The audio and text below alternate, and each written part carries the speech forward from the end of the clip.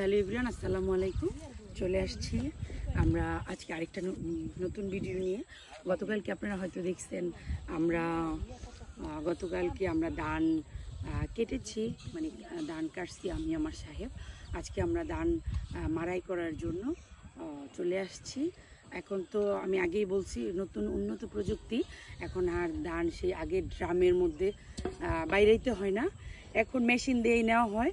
So চলুন আমরা দেখি গ্রামের সুন্দরী সুন্দরী মহিলাগুলো এখানে ধান মাড়াই করতেছে, আমরা ওইখানে যাই। ওখানে আমাদের ভাইয়েরা আছে।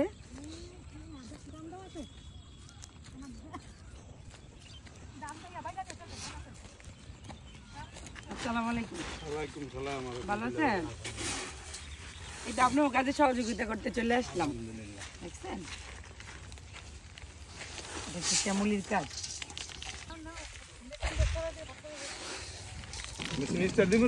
তো আমরা এক একজনের কাজে সহযোগিতা করতেছি।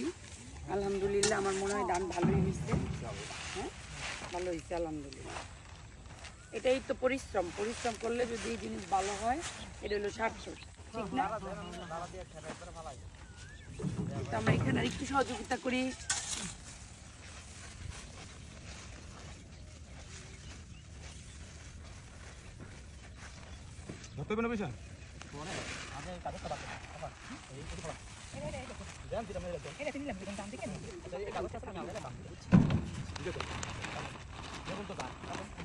এই তো এক একজন এক এক রকম কাজ করতেছে। কেউ ধানের মেশিনের কাজ করতেছে, কেউ ধান বস্তায় বানতেছে, আবার কেউ ওই যে দেখেন কুলা দিয়ে ধান উড়াইতেছে। এক একজন এক একটা করতেছে। এই আইডিয়াটা দেখি আমি পারি কিনা। এটা এটা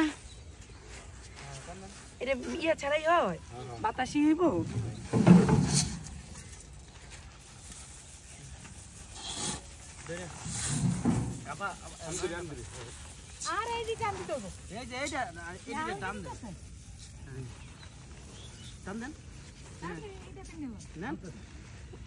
এই যেমন করে আমি দেখছিলাম, ছোটবেলা দেখছিলাম।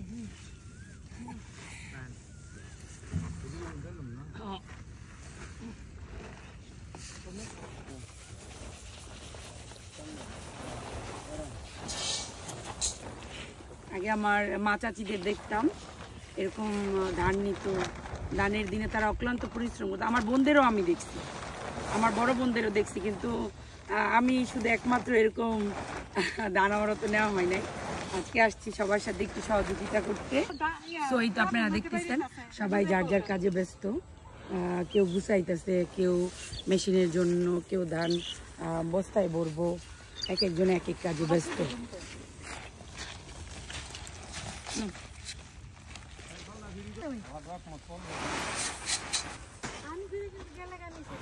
সো আমাদের ভিডিওটা এই পর্যন্তই, পরে দেখা হবে, বাই।